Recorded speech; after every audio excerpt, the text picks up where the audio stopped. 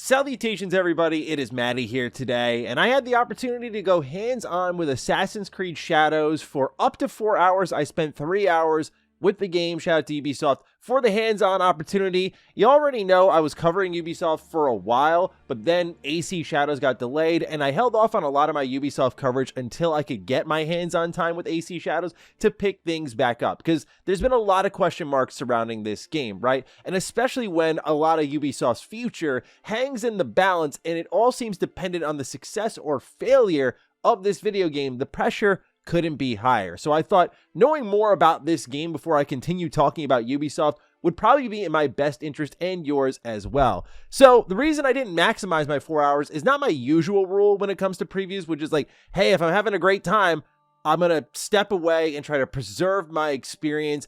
I stopped early because I wasn't having really a great time. I'm going to be honest. Look, the main question I had going into Assassin's Creed Shadows, beyond, can this save Ubisoft, was really in a world of many Japanese-style titles, your Neos, your Samurai Warriors, your Rise of the Ronins, Sekiro, and of course, the biggest comparable in Ghost of Tsushima with Ghost of Yotei this year was how is Ubisoft going to separate itself from the bunch, or at least offer something of a high enough quality where it's going to at least stand toe-to-toe with a lot of really great options. There was a time about a decade or so ago that if Assassin's Creed Shadows came out, it would have been a guaranteed success just by setting alone, just by ideas alone, but that's not the case anymore. And that was one of the big problems I had with AC Shadows out the gate. I went, hey, this looks cool and all, but can you really deliver in a time where this is a very saturated open world space? I have a lot of thoughts, so let's get into it. Ladies and gentlemen, if you're new here and you're into the latest previews, I got one more coming for you this week, so stay tuned, and let's begin, starting off at the top. I think when AC Shadows is at its most interesting and unique is when it's fully leaning into its stealth gameplay, but also, I'm not going to lie, I'm a little bit interested in what's happening with the Animus. It was vague and ambiguous, but in a good way. You're in this Animus hub, and you can see throughout all the timelines the various Assassin's Creed games that have come out in recent years, from Mirage to Valhalla, but as you're going through a little bit of this opening segment here, you'll get brief cut-ins where they'll say, like, she doesn't want you to see them. And there's moments where they talk about rewriting their history. So I feel like this is going to play with the time element in a really interesting way. And when they were focusing on that more so, which I've never really said about an Assassin's Creed game, but a little bit more of that Animus intrusion, it gave it a unique flavor on an otherwise familiar story setup. Like if you've played Neo or if you played the Samurai Warrior games, you've seen these various historical figures before. Of course, they are real historical figures, but you've seen them in video game form before. And yes, it is the same style of story setup that you have seen multiple times. But really the driving force of this plot is vengeance. And one thing that really surprised me with AC Shadows was how dialogue and cutscene heavy it was. Most times that is something I'm sitting there applauding for. But in the case of Ubisoft, what got me nervous, and rightfully so, is this puts a lot of pressure on their writing team. And if you were to ask me what I found to be the weakest link at Ubisoft, it would be writing. And their strongest link being the world design, the architecture, just bringing these biomes to life. They always hit a home run there, in my opinion. But their writing team has just not done it for me for a long while. I think maybe Child of Light, that's Valiant Hearts. Those are the last two Ubisoft games I can think of where I felt something. So when you're driving the story forward with vengeance, which is a common theme in this style of video game, and they're working together in this dual protagonist role, and the prologue is this very disjointed approach where you're hopping between them in different time periods, it really failed to hook me. And this also features a lot of walking talking segments where you'll just like hold A and follow an NPC for like 2 minutes and just yammer on. One thing I do like about the game, though, when it comes to the story setup, are two modes that they offer you. One is called canon mode, so there are times where dialogue selection is happening in this game, and quite frankly, I feel like the best way to play this after going through it with canon mode off is maybe turning it on, because sometimes the choices just don't feel right. Like there was a choice toward the end of my demo where I could decide on the life or death of someone, and I was like, you know what, this doesn't feel like, given the stakes and the setup, that this should even be a choice. We know what these characters would do in this moment. Now, don't get me wrong, I love choice, and I love the agency, but I almost feel like turning it on would be a better experience for you. The other mode they have is immersion mode. So this is focusing on really using Japanese, Portuguese languages in certain parts that make sense. And I played it through the whole way here like this, and I do think it added a little bit of something to the experience. So keep those modes in mind as you're sniffing around AC Shadows, and if that is something that may interest you. When I think dual protagonists in Assassin's Creed, I think about, of course, Assassin's Creed Syndicate. I think of Evie and Jacob Frye, and how they were twins, so them being together worked really well, in that even if both characters weren't super interesting, you didn't have to like split up the prologue and then bring these two together. It was just right out the gate, they were working together and they had similar abilities. Whereas in this case, they have different play styles. Naue is your more stealth-focused character. She can get into fights, she can hold her own, but that's where I died the most. Whereas Yasuke can step up, fight by himself, and pretty much steamroll everyone. And we'll get into the combat. It's my biggest problem with the game. Like I said, though, the biggest strength here is the stealth. I love being able to extinguish lights, go completely prone. This opens up a lot of the level design. That's why it's good. You're going to be able to crawl underneath buildings. You're going to be using your grapple hook and swinging from rooftop to tree to rooftop. It feels really good in these moments. But interestingly, one thing that Ubisoft highlighted in a talk before the actual demo was that they want you to use your eyes more. So they've tried to enforce a lot of game design that has you leaning less on their tools, but what they said, which I know applies a little bit less to you versus what I got, I wasn't really feeling that. Like, you'll use your eagle vision, you'll be able to see everyone through walls, you'll mark them all, and I don't know what the difference between using my eyes like that and using an eagle, for example, in the sky like I did in Assassin's Creed Origins, what the difference is there. I'm marking them all and I'm tapping through the area one by one. No real difference to me. The other way they do it is through navigation of the open world. So I'll climb to a tall area, I'll do my sync point, but it doesn't add all these markers to the map, which I like. Doesn't vomit them all on the map. That's been a big piece of criticism toward Ubisoft in the last few years. What they do now is, while you're up there, think of Breath of the Wild, right? Where you're going to start pinging stuff on your map. There's a limited amount of stuff that you can ping. You're going to go and discover them on your own. And I do like that change. But what's also interesting is the main story sometimes will be like, he's in Hashima in this western village and he's in this temple. And so what you can do is open up your map and you can either find it yourself or you can send scouts out, which just marks it on your map. Now, the scouts are currency. You can refresh them at your hideout, which is a whole part of the game I did not see, like customizing your hideout, adding things to your hideout. Like you can build it out, you can hire people, and I was able to call in some help. Like I called in a shinobi who was like a free kill basically. That stuff was cool, but that whole mechanic I didn't really get to fully dive into, so I'm not too knowledgeable on that yet. But you can definitely get different scouts that can go around the map and find objectives for you.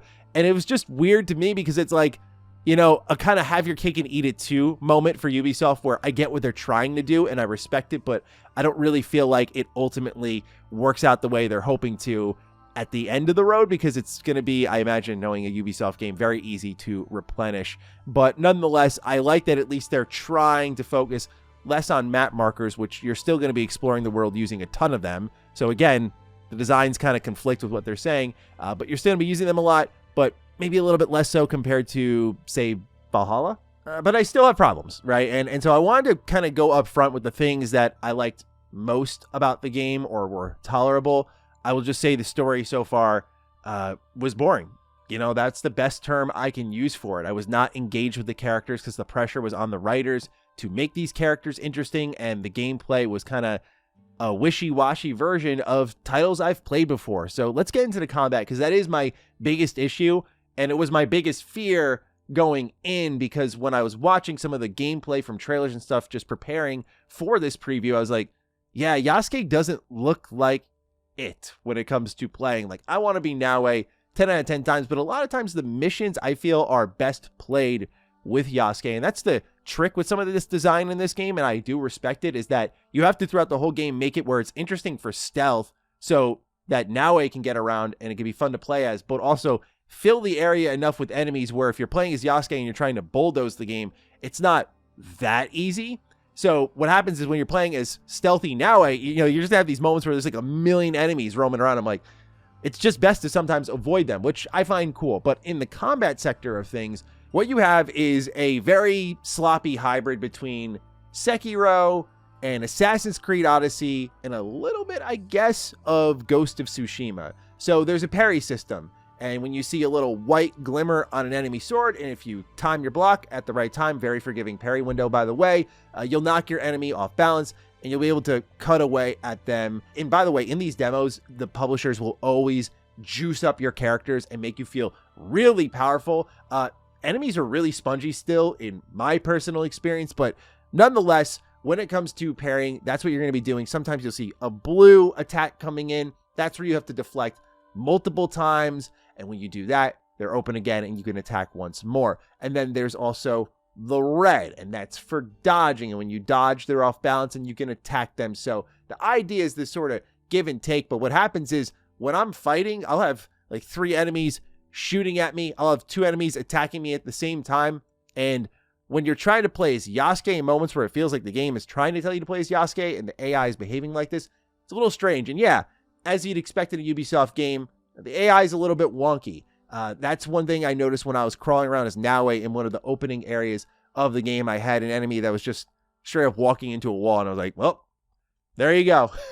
So the AI isn't like terror bad, like I would say on a level of Star Wars Outlaws, at least from what I've seen thus far. But when it comes to just, you know, that sort of roaming, they'll get stuck, or when they're fighting you, I think they'll attack you in a way that feels like you're ill-equipped to handle, so it feels unfair. What this all leads to are boss fights. I did 2 of them. One was like a quick, I would call it mini boss against a shinobi. Hilariously easy, just kept trying to throw down these smoke bombs, and the design of the smoke bomb is to break your lock on. But all you have to do is swing right in front of you, and you hit them, and you're locked on again. So yeah, that was the boss fight there. And then the other one, to wrap things up, was pretty simple as well, except that halfway through the fight, 2 extra shinobi drop in, gotta fight and kill them, and then go focus your attention on the boss. You'll also get abilities that you can use in combat. I mentioned Assassin's Creed Odyssey previously. So one of them is a really cool like Sin City effect. Like you'll dash through an enemy, it'll go all white, and all the red you'll see is just their blood. But again, with the damage being dealt, didn't feel like super powerful. You'll have a light attack and heavy attack, and you can like break enemies' guards if you use the heavy attack enough, or if you just light attack them a ton. And I thought it'd be cool if the game was more willing to punish you. Like if an enemy's blocking you, you'll just wail away, but there's no like parry back on them, at least in the current enemies I fought, where they're going to knock me back and then I'm going to get on the defensive. So I feel like there's a lot of gaps in the design of the combat, from its AI to just your back and forth and how many enemies you fight at once and what the game really wants to be, where it feels a little messy is how I would define it. Feels a little bit messy. They still have level gated assassination. So there was one time I was dropping down on an elite enemy and aiming to take him out, and that didn't work. So I took out like a quarter of his health and died. I hate that feeling. I'm not an Assassin's Creed purist in the terms of like the old school ones, just to be clear. I actually love a game, for example, like Odyssey, which is where they really introduced a lot of the level gating stuff. But I will just say that I miss the days where it's like, oh, I'm going to take you out and I'm just more focused on navigating the level. Which does bring up one really strange thing about the game. Not going to overreact to it yet, but something I'm going to monitor if I get to fully review the game is that you'll have these animus walls, we'll call them, where I was like navigating the area trying to just get creative and avoid enemies, but Ubisoft will like put up these walls and be like, no, you can't climb that building and get around. And I'm guessing it's because what would happen is I would just easily avoid all of the encounters they designed, which I get.